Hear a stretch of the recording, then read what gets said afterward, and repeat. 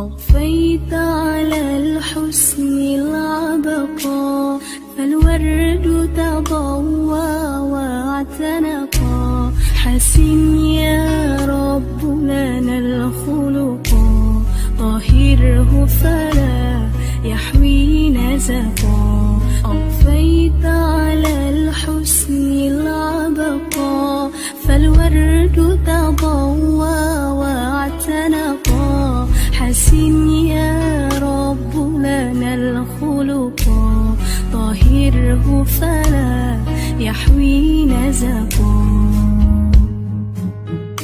واجعله يقلد في صدره.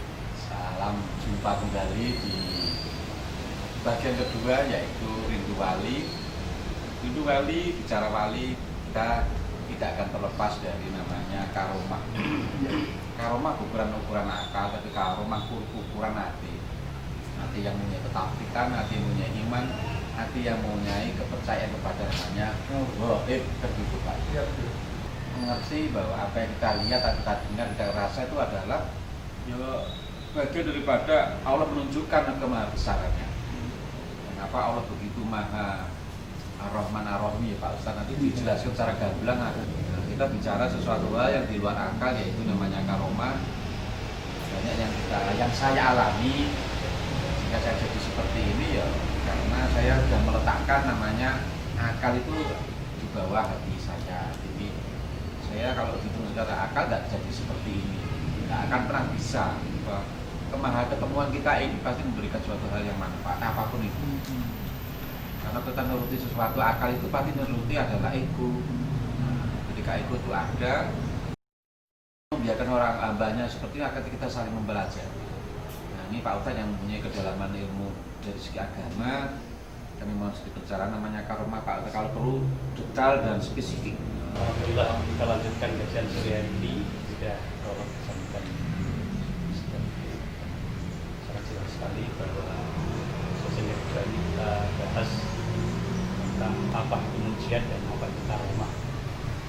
Pada dasarnya dua-duanya itu oleh Allah ada perbedaan.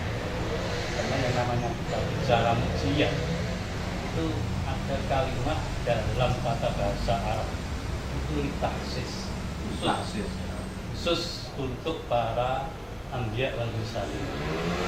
Ketika karomah arti katanya kemuliaan dapat apa karomah. Kalau bahasa orang Jawa keramat bulik, karomah bulik itu adalah memang Allah memberikan hambanya dalam hal tentang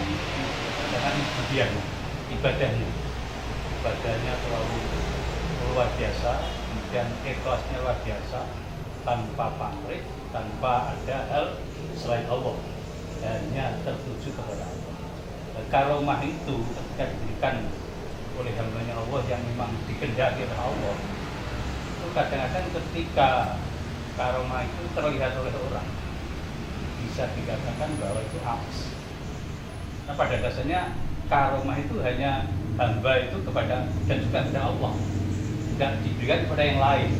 Gue seneng-seneng hiburan Gusti Allah. Ketika ada orang yang melihat, satu contoh ketika zaman Wali Songo itu bangun masjid, dan ada orang yang melihat itu tidak jadi karena apes. Otomatis grafiknya itu malah turun ketika karomah itu terlihat oleh orang. Ketika malah disimpan dengan rapat-rapat sebagai hiburan antara si hamba itu dengan Allah, itu semakin tinggi, semakin luar biasa. Malah apalagi malah diobral atau disebarluaskan, itu malah soyapes. Itu mungkin. Kemudian kadang-kadang ketika kita bicara tentang orang-orang yang dikasih Allah, kenapa mereka dengan alimnya padahal tidak mengaji, tidak pakai lantaran. Memang dalam Al-Quran ada satu keterangan bahwa alamal insan nama lam ya'lam. Ada yang namanya alama fil qalam.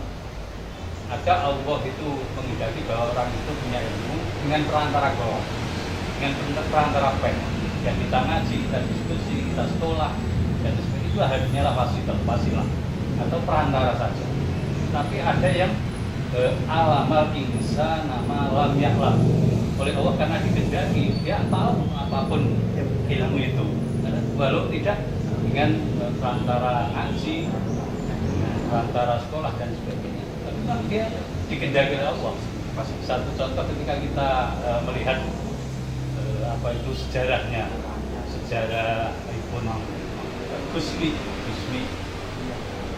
Kediri itu luar biasa. Tentang kitab apa saja bisa. Padahal ya beliau ngajinya itu kan ya secara akliyah, secara akal hanya sebentar saja. Tapi kenapa dia bisa menguasai? Karena memang dikehendaki Allah. Al-amal insan amalan ya. Begitu. Itu sebenarnya dengan ilmu, dengan ibadah, tidak ada ikhlas. Jadi kalau kita ambil contoh, misalkan ada sebuah batu, setiap hari ketetesan air ke batu itu otomatis batu akan terbentuk. Itu pun dengan hati kita. Namanya bahwa wali Allah itu tadi yang saya katakan adalah orang-orang yang beriman dan bertakwa.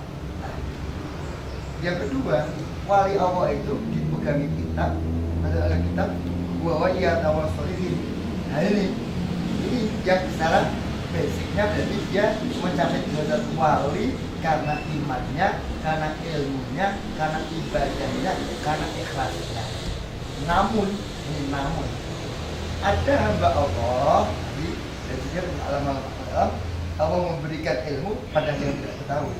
Ada hamba Allah yang backgroundnya, masa lalunya gendut bajunya kayak orang ya, orang yang jelek.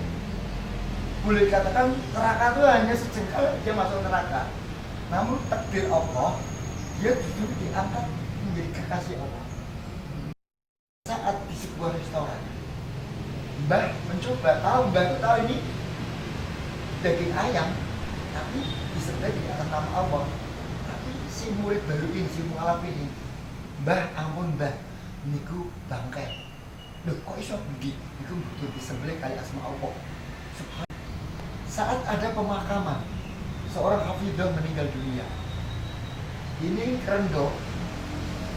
Mbah melihat bahwa ruhnya mayat ini ada di atas kerendok, di atas kerendoknya. Ini sebuah kereta kencana di lepas. Nah, murid baru yang jelas dari zaman Sultan baru aja. Allah perlihatkan ilmunya, apa melihat loh, Mbah. Kok dulu orang itu payu, Mbah. Pak Kereta, Mbah. Bisa kok. Coba ngomong. Iku bermayat itu mah roy mayat itu.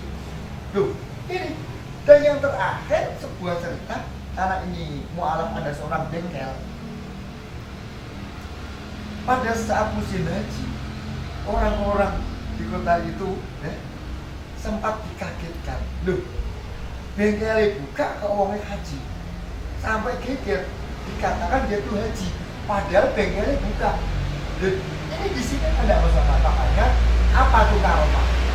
Karomah itu kemuliaan dari Allah yang diberikan kepada hambanya yang dipilih menjadi kekasihnya. Kenapa kok bisa menjadi kekasih Allah?